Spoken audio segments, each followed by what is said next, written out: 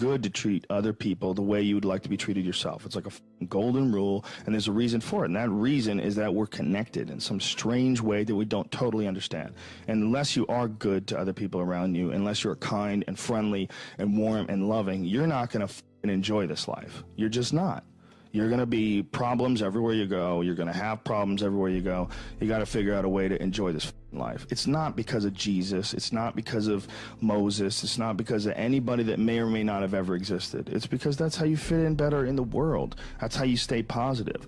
And it doesn't have to be some that was written 5,000 years ago on animal skins. That doesn't have to be the golden rule because it's old. You know, that's dumb. We need to figure out, like, now, today, what is, you know, the best way to live your life? What is the, you know, there's got to be ways you can be putting forward the most positive energy. I mean, we know objectively what's causing pollution. We know objectively what's causing birth defects, and, you know, and we're taking in too much chemicals and not enough vitamins. We know objectively all this stuff. We know how to organize our world, and yet we don't do it. We know how to organize our health, and yet very few people do it. We know all these things. The right path to, like, being like a happy, healthy person is to do all the shit that we already know you're supposed to do. Take care of your body, take care of your health, take care of your mind, your stress, meditate, be kind to people. We all know that. I mean, you ask anybody, they know how to get by and to be the most evolved version of you that you can be. I mean, it's not like a magical checklist. If you talk to people about it, you said, okay, here you got a person, you want to improve them. What are the things that you're going to do to them?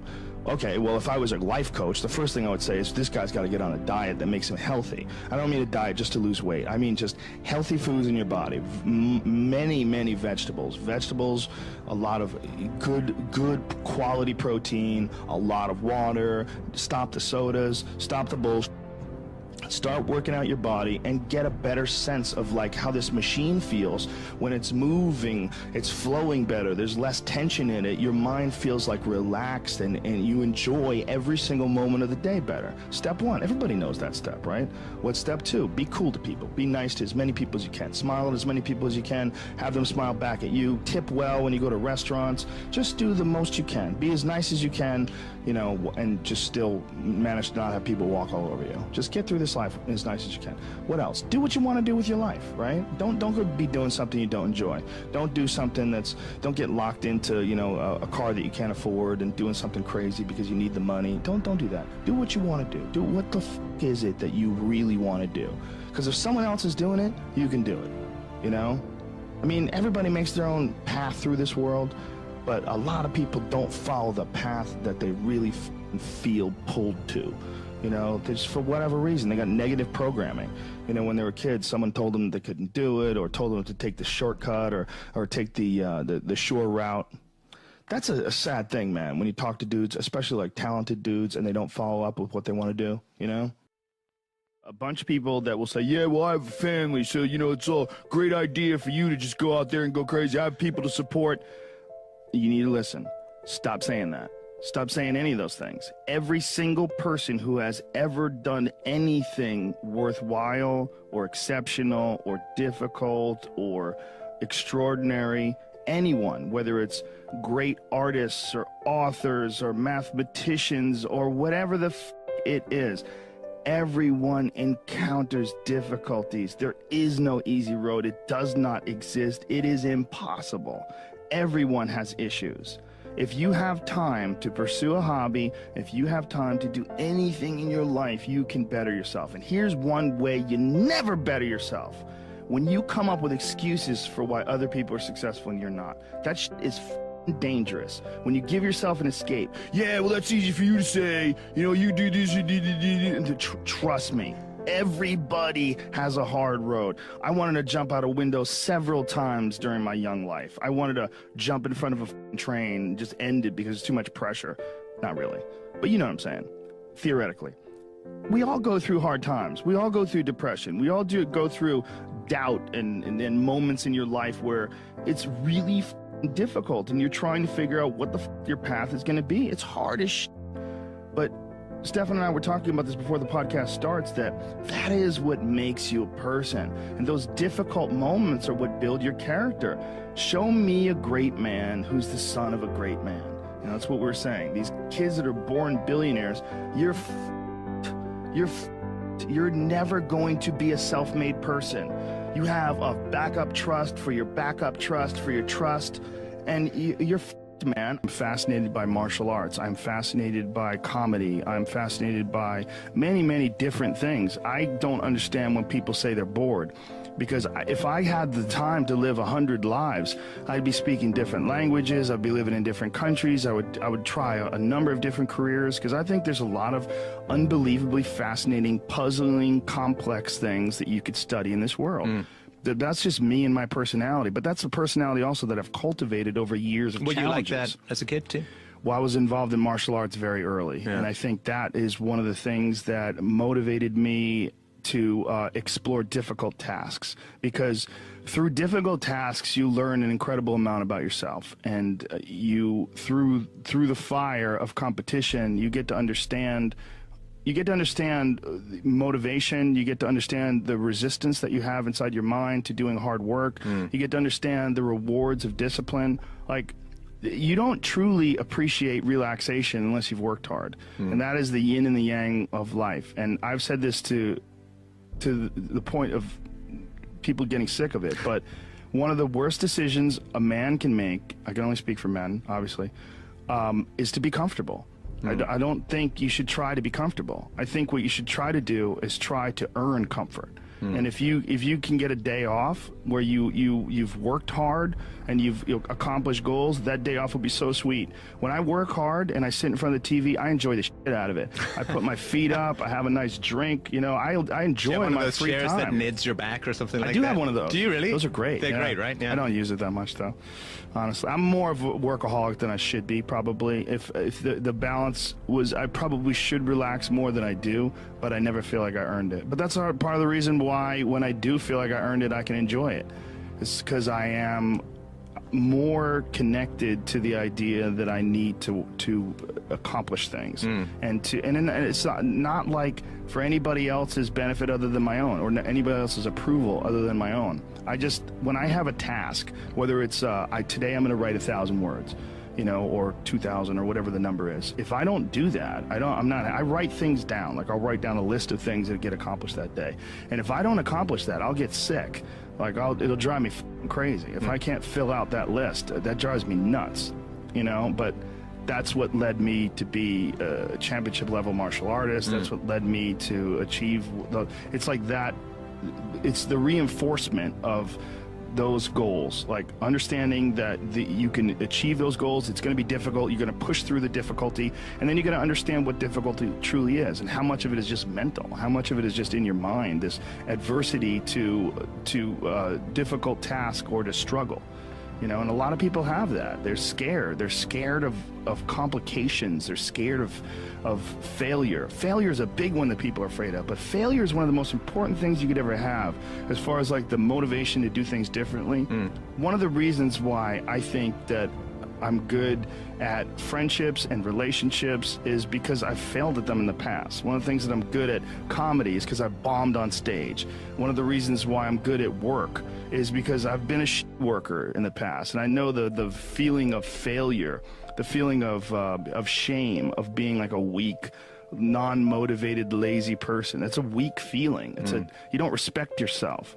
You know, and I have this phrase that I use all the time to people to try to motivate people. I say that be the hero in your own movie. Pretend that if your life was a movie and your life started now, what would the hero do?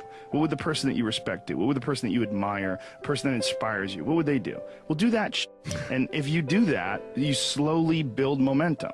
You like, today I did what I wanted to do. Today I started a class in yoga. I did this. I did all these things that I was saying I wasn't going to do, and now I feel momentum. And momentum is a very important point in people's lives. That's why some folks don't like to take days off, because they feel like they're losing momentum, and they sort of have to restart the wheel up again after a vacation. And there's a lot of folks that live life on a cushy cloud of marshmallows and bullshit, and then one day something goes wrong. And I mean, that's why spoiled kids are so sad. Like, a spoiled young boy is one of the saddest things ever. A young boy that becomes a man and can't take care of himself, and his dad has to keep on rescuing him. His dad has to keep on bailing him out of situations and giving him money. I've met guys like that, and that is a crippling affliction when they don't have the character themselves to be able to get by in life. They constantly need someone to help them and bail them out. Even as a grown man, I've met guys in their 40s that still need help from their parents. I'm like, what the man? You're never going to get it right, because somewhere along the line they didn't face enough of the adversity to realize that there's sometimes you just got to get up and get shit done. There's sometimes where you have to pull yourself up and you have to push forward even if you want to stay in bed. And if you don't do that, you just keep calling on your daddy and your daddy keeps rescuing you, you never develop those tools. You never develop that ability to recognize what you're doing wrong with your life. Because you're soft, you got a cushiony, you got a safety net for your safety net.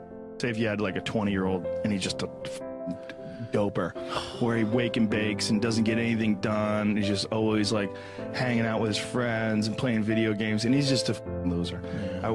I wish there was a way you could show someone like that, like, I know that you're getting some comfort and satisfaction out of just laying around, doing nothing, eating, getting fat, but your life would feel better and richer if you had a goal, you chase that goal, you accomplish some things, and you would get this boost of confidence, you'd get this boost of self-esteem, like whatever it is that you're into doing. Maybe you're into drawing comic books, maybe you're into making pottery or sculptures, but find whatever the that is and pursue that instead of doing nothing. Like the people that are doing nothing, those are the real people. I mean, look, doing something might be as simple as like that Alex Honnold guy. He just climbs rocks, but he's world-class rock climber. It's something. But and it's also a goal of his, and he's also the best at it, right? Yes, yeah. But those people who smoke pot all day and do that, those are also the guys who hate on Joe Rogan for being in shape, you know what I'm saying, or being disciplined, or get on Kevin Hart's Instagram and hate on him, you know what I'm saying? Because they don't, it's their own insecurities. I see what you're saying, but I would assume they would get motivated by seeing other people do something with their lives. Like that should be motivating, not yeah, but if you grew up with losers and you're around a bunch of people with shitty attitudes, especially if it's in your household, I was very lucky that both my mom and my stepdad, they're the least hater people I've ever met in my life. They're just not haters in any way. Like if someone's doing well, they're always like, wow, look at this guy, or like, wow, look at her, or wow, look at him. There was never any hate in my house in terms of other people's success. But if you grew up with a dad and your dad's like, yeah, all these rich assholes, he thinks she's a badass, and this, you know, there's people that look at other people's success and instead of saying, wow, that guy did a lot of work. Like the way, I'm a successful person, but the way I look at Kevin Hart, he exhausts me, you know, or The Rock. Those guys exhaust me. I'm like, Jesus Christ, like I feel lazy next to those guys. Like they do so much. Like those guys are so overbearingly ambitious, you know. But some people, they see that and they compare themselves and they don't like it, so they can start getting really and it's like a natural feeling to try to chip away at that person. The worst people that you know are the people that don't have a good self-judge, that everything they do is awesome. Those never grow anywhere. Right. I mean, that's a huge issue with comedy. When you run into people that have terrible comedy sets but think they did great. Like we would always, Greg Fitzsimmons and I would always talk about that with like open micers. Like there's people that hear phantom laughs, like they think they're doing great, and they have this delusional self-opinion where everything they do is awesome. They don't know why they're not successful already. They don't know why they're not famous. And those people, I believe, I mean, in some sort of a weird narcissistic way, you could look at it this way, that those people are there to teach you. This is the consequences of not feeling that awful feeling when you fail. I was talking to Burr a couple weeks ago. He did a set at the Comedy Store, and I saw part of it. It was he was killing. And then I ran into him in the hallway, and I go, "Oh man, main room show was great, right?" And he goes, "Yeah, I f***ed up at the end though. I tried to hang in there too long, and the last bit bombed." Like he was just, it was rotten at him that the last bit. Like he goes, "I f***ing hung in there too long. I should have got off of the bit before that." Yeah. You know, like, but you know, when I was in there, he was f***ing killing. Yeah. You know, but that wasn't in his mind. The success was not in his mind. What was like, okay, whatever that happened at the end, don't do that again. Right, You know? right. But that's why he's Bill Burr. That's Yeah. why he's really good. You're alone with your thoughts. You get an idea of what your thoughts actually are. If you live your life just acting constantly on the momentum of other people's expectations, of you wanting to be liked by these other people, you can run into a trap, and you set up a life that you didn't really want. You're trapped in this situation where you have a mortgage, you've got credit card bills, you got student loans you have to pay, you have a bunch of shit going on that you have to continue to feed. And all that, and especially if you have a family and you have to feed them, oh my goodness. Then you're fully locked in. You can't take any chances whatsoever. And oftentimes people make the mistake of getting stuck. And it is just a tactical mistake, just like it would be a mistake if you got stuck on a video game. Just like it would be a mistake if you followed a map incorrectly and you get stuck in the woods. Your life is certainly some sort of a journey. It's certainly some sort of a journey. And we have to all be aware that when we're making journeys, we're not going to always make the right steps. And sometimes you have to back up and try again. And if you're in a position where you can't back up and try again, you've trapped yourself. And the system will set out honeypots for people to get trapped in. The system will set out the ideas of retirement, the ideas of the golden years, providing you benefits, providing you a healthy work environment. Why? Well, because they want people to work for them. They don't want people to realize their own dreams and escape. But that's a pain in the ass. So you got to hire more people and train them, and they want to set it up so that you stick around. You stick around in some sort of an unsatisfying world. It's up to you to see that video game problem, to see that issue as it comes up on the map. And no, I think this is a right turn, to see all the problems that could potentially lay in front of you and calculate your future. And then also look around at all the people that didn't do it and look at the misery that they're in and learn that you don't want to be like them. And then look at the people that have kind of taken chances and navigated their way. What did they do differently than you? What objectivity do they have that maybe you lack? What insight into their own mistakes are they willing to delve into that you're not, that you step back and you go, you know, I just don't want to look at myself that closely. But the person who's able to look at themselves the closest is going to get the more rational results. One of the things that's causing this funk that people are in is that we're living our lives, many of us at least, in these very unfulfilling ways, where you're going to this office with artificial light and you're doing something you don't want to do all day long, and then you get home and you're tired. And on top of that, you're eating shit. You're eating potato chips and you're drinking soda, and your body is just like, what in the f is this? We're supposed to be out in the fields. We're supposed to be walking up hills. We're supposed to be looking for animals or gathering vegetables. We're supposed to be doing all these things that our body's designed to do. We're supposed to be in nature. Yeah. And nature is like a medicine. Like, it literally is a medicine to you. Like, people that go, you don't have to go hunting, you don't have to go fishing, just go hike, man. Just go hike up to the top of a mountain and look out. You know, there's a reward that you get from that is intensely, like, soul-filling. There's, like, something about, like, when I was in Colorado, and there was this this area of Boulder where you drive up one of these roads, and there was this area where you could park, and it was this incredible view, man. And these people just park and just go out there and just look. But you get there and you park and you go, because you would see, you're literally seeing the Continental Divide. These snow-capped mountains in July. Yeah. In July, it's covered with snow. For whatever reason, most people, their associations are to avoid anything that's uncomfortable. But it's so illogical, because when you look at comfort and you look at success and progress and the feelings of accomplishment and of getting past certain hurdles in terms of, like, how you feel about life, a lot of those are connected to discomfort. Like, discomfort is your friend.